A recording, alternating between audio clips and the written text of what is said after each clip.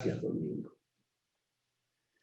El impacto de esta pandemia que ha incrementado la preocupación por la salud ante el alcance a cada vez más dominicano con los efectos del virus, que repercute incrementando el desempleo y las dificultades materiales para las unidades de trabajo, de comercio, que resisten su impacto, no evadir las dificultades que le crea.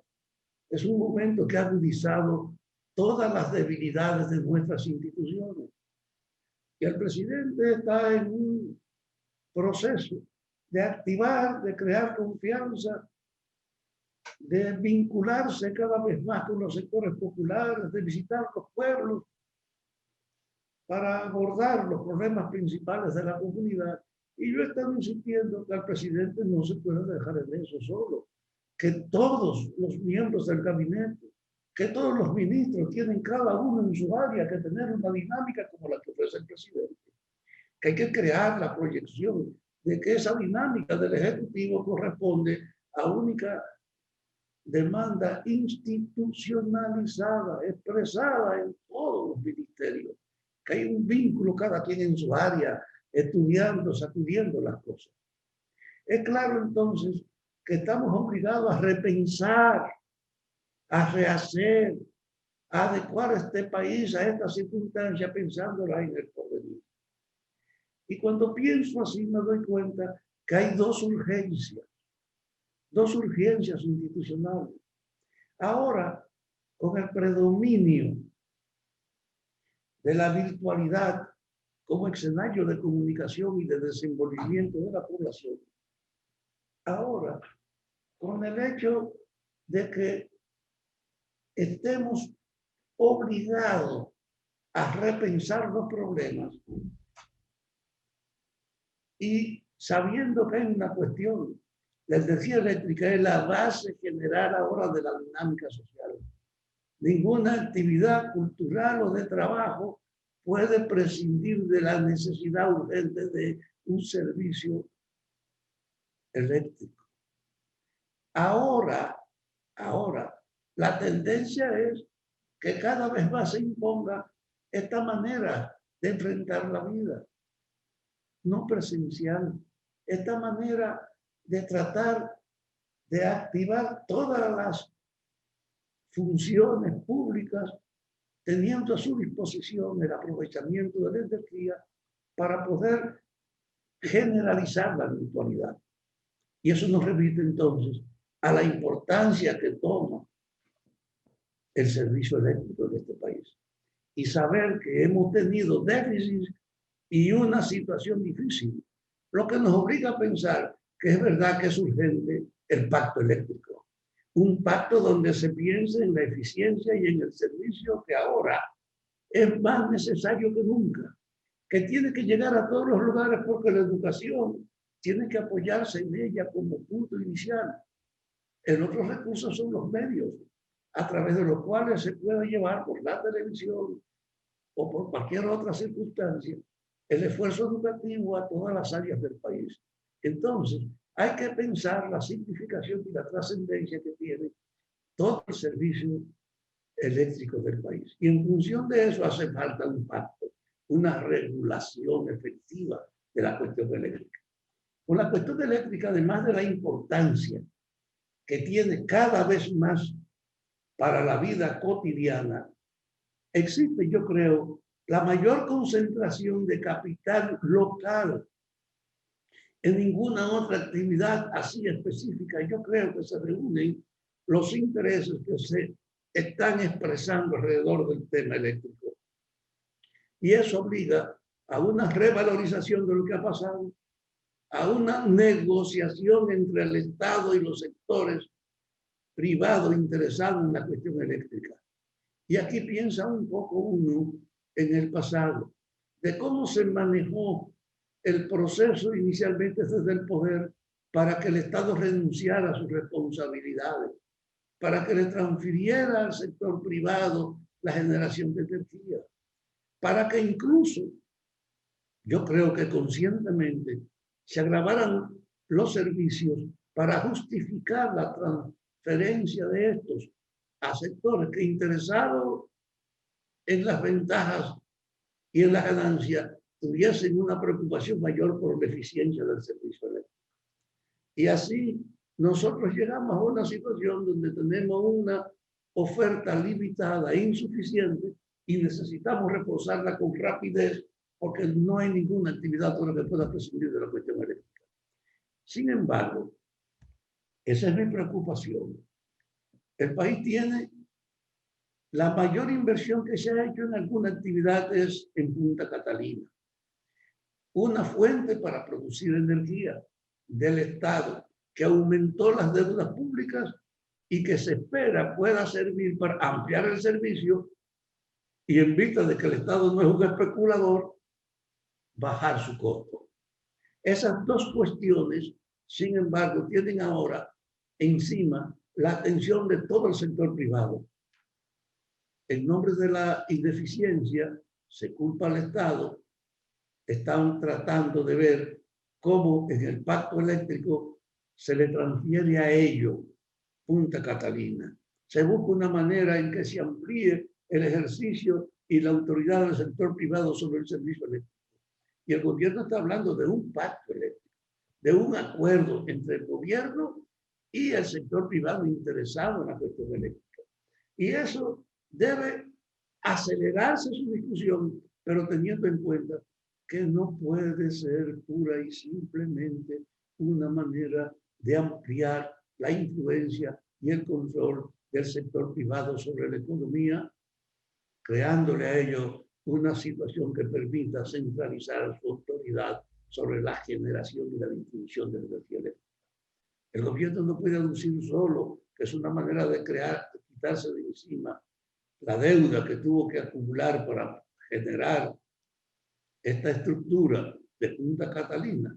No puede, en nombre de las presiones que tiene, olvidarse de su responsabilidad colectiva, que tiene que ser un regulador, no un facilitador para que los sectores más poderosos se aprovechen de la oferta y del trabajo público. Yo creo que efectivamente hace falta el pacto eléctrico para que ahí se busque la manera en que la articulación del sector privado y del gobierno garanticen para la población mejor servicio y no solo una amenaza de que ese servicio bajo el sector privado interesado en la ganancia lo que va a hacer es subir de precio. Ah, sí, vamos a rebajar la luz, pero vamos a subirle el costo operativo. Y desde ese punto de vista, yo quisiera que el pacto eléctrico no represente una amenaza de encarecimiento del servicio en nombre que los que predominan solo tienen un interés concreto, que son sus ganancias legítimamente obtenidas. Ahora, pues, con la urgencia del pacto eléctrico, vamos a ver cómo el gobierno, sin renunciar a su condición de representante y autoridad sobre la colectividad, no se convierte simplemente en un mediador para que el sector privado encuentre un lugar de mayor garantía y mayor rentabilidad en la concentración del negocio eléctrico. Yo espero pues que el pacto eléctrico camine pensando en estas cosas. Y junto con el pacto eléctrico está la cuestión del pacto fiscal. Así como el gobierno asiste ahora al incremento de sus gastos y a la reducción de sus ingresos, a las urgencias de que en el sector salud hay una prioridad que no puede postergarse frente al peso que tiene la pandemia, de que el incremento del desempleo obliga a un esfuerzo de reactivación de la economía. Insisto, crecen los compromisos oficiales, pero se caen los ingresos. Y en una situación como esa hay que rediscutir entonces la política fiscal. Así como es urgente el pacto eléctrico, es urgente también el pacto fiscal. Y en el pacto fiscal hay un hecho. Cuando usted va a comprar a un supermercado, se encuentra que en la constancia que le dan de su compra aparece la parte que está dedicada al pago de impuestos por lo que usted consume. En este país, el consumo es la fuente principal del ingreso del gobierno a propósito de generalizar los impuestos en esa actividad de compra y venta permanentemente. Entonces, de hecho, el consumo es la base principal de lo que se aporta para el problema de las recaudaciones oficiales con los impuestos. Y uno se pregunta, ¿y es posible que sigamos poniendo el consumo o agravándolo como la base de los ingresos? ¿Y cuál es el papel de la ganancia frente al consumo?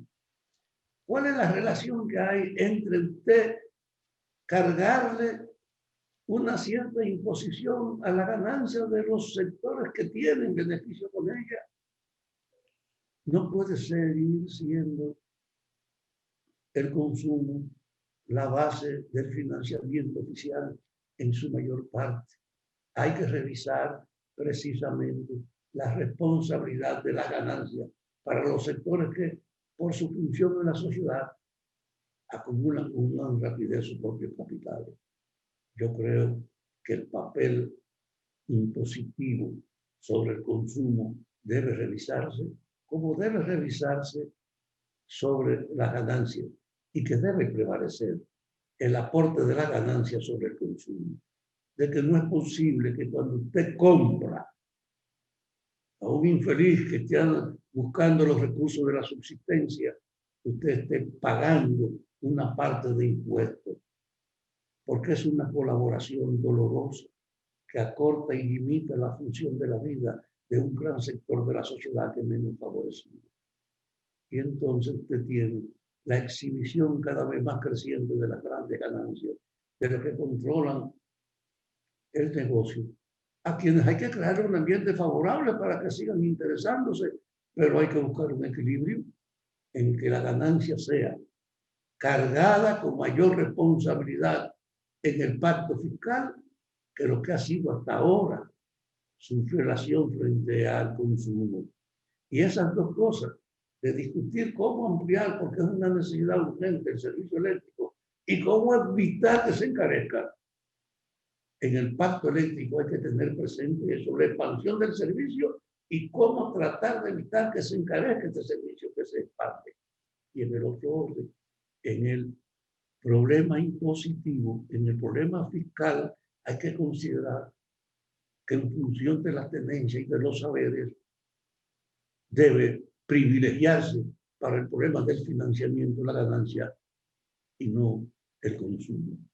Ojalá el gobierno, con esta dinámica de poner en marcha toda la burocracia estatal y mejorar la relación del Ejecutivo con todas las comunidades, que va a seguir yendo a las provincias y a enfrentarse, como va esta semana para Macorís por 2 días, para la provincia de Duarte, que en la medida en que nos acerquemos a estos momentos de obligada búsqueda de soluciones, tengamos presentes estas dos características, que en el pacto eléctrico haya un equilibrio entre el consumo y la ganancia para financiar la vida y que no hay duda, nosotros veamos efectivamente el papel de los capitales que generalmente se acumulan con las ganancias como fuente de financiamiento principal frente al consumo que es cada vez más precario de una gran mayoría de la población.